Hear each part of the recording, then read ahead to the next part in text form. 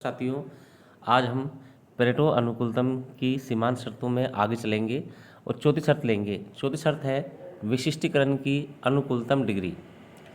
इस शर्त का तात्पर्य दो फर्मों में दो वस्तुओं की उत्पादन की अनुकूलतम मात्रा निर्धारित करने से है।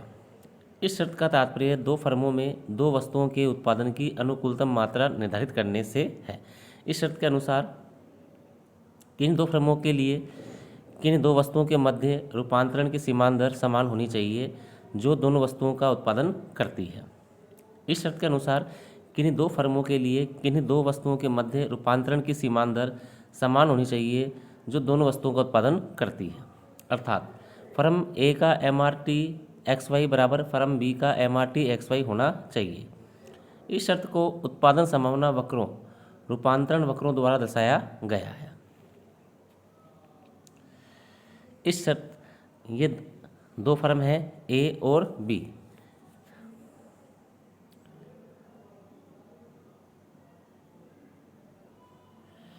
ये फर्म ए का उत्पादन संभावना वक्र है और ये फर्म बी का उत्पादन संभावना वक्र है। इस पर स्पर्श रेखा खींची गई है टी टी डैश, इस पर स्पर्श रेखा खींची गई है के डैश और यहाँ से ये उत्पादन रहित किया गया है एक्स और वाई का।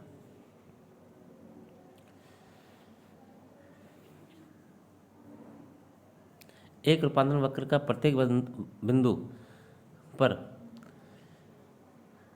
रूपांतरण की सीमांत दर को व्यक्त करता है। रूपांतरण वक्र दो वस्तुओं के उन विभिन्न संयोगों का बिंदु पथ है जिनको एक उत्पादक फर्म अपने दिए हुए साधनों के प्रयोग से उत्पादित कर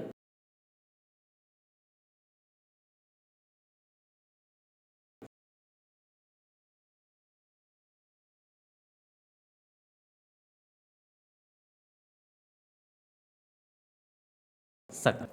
ए टी डैश तथा के डैश की ढाल दो वस्तुओं के मध्य रूपांतरण की सीमांत दर M R T X Y को व्यक्त करती है। M R T X Y बराबर d y upon delta x बराबर ढाल। चित्र से स्पष्ट है कि फर्म ए के रूपांतरण वक्र एफ टी के वर्तमान उत्पादन बिंदु सी पर खींची गई स्पर्श रेखा टी टी डैश की ढाल फर्म बी के रूपांतरण वक्र जी एच के वर्तमान उत्पादन बिंदु डी पर खींची गई स्पर्श रेखा के डैश की ढाल के समान है। जैसा कि हम देख रहे हैं दोनों का ढाल क्या है, सेम है, क्योंकि दोनों स्पर्श रेखाएं एक दूसरे के समानांतर है। अतः यहाँ विशिष्टीकरण के संदर्भ में पेरेटो अनुकूलतम की शर्त पूरी होती है।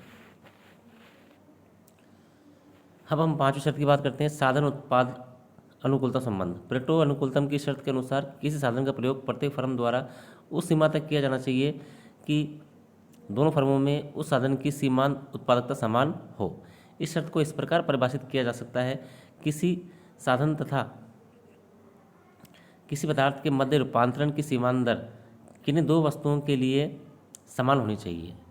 किसी साधन या किसी पदार्थ के मध्य रूपांतरण की सीमांत दर किन्हीं दो फर्मों के लिए समान होनी चाहिए जो उस साधन का प्रयोग तथा पदार्थ का उत्पादन करती है।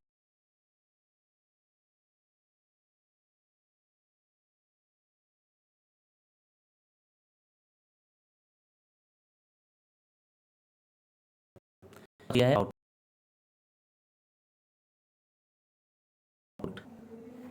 और ये हमारे पास में उत्पादन संभावना वक्र दिए गए हैं।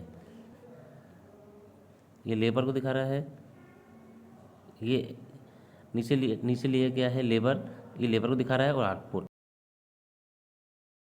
रूपांतरण या उत्पादन संभावना वक्र दर्शाया गया है। चित्र में वक्र क्यूपी फर्म ए में प्रयुक्त कुल उत्पादन वक्र तथा वक्र एम एन फर्म बी का श्रम व श्रम का कुल उत्पादन वक्र है। चित्र में श्रम को साधन के रूप में लिया गया है जिसे वस्तु उत्पादन में रूपांतरित किया जा रहा है। इसमें रूपांतरण वक्रों कुल उत्पाद वक्रों क्यूपी तथा डेल्टा एल है को करती है। श्रम के सीमांत उत्पाद का माप रूपांतरण की सीमांत दर है। फर्म ए के बिंदु पर सी बिंदु पर खींची गई स्पर्श रेखा का ढाल delta Y upon delta L firm B के बिंदु डी पर खींची गई स्पर्श रेखा के ढाल से अधिक है। इसका अर्थ यह है कि श्रम का सीमांत उत्पाद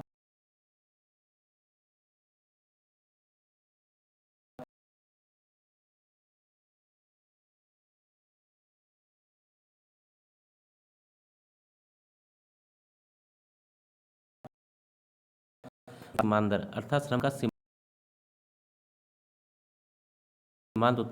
धन्यवाद साथियों। आगे की शर्तें हम अगले वीडियो में लेंगे।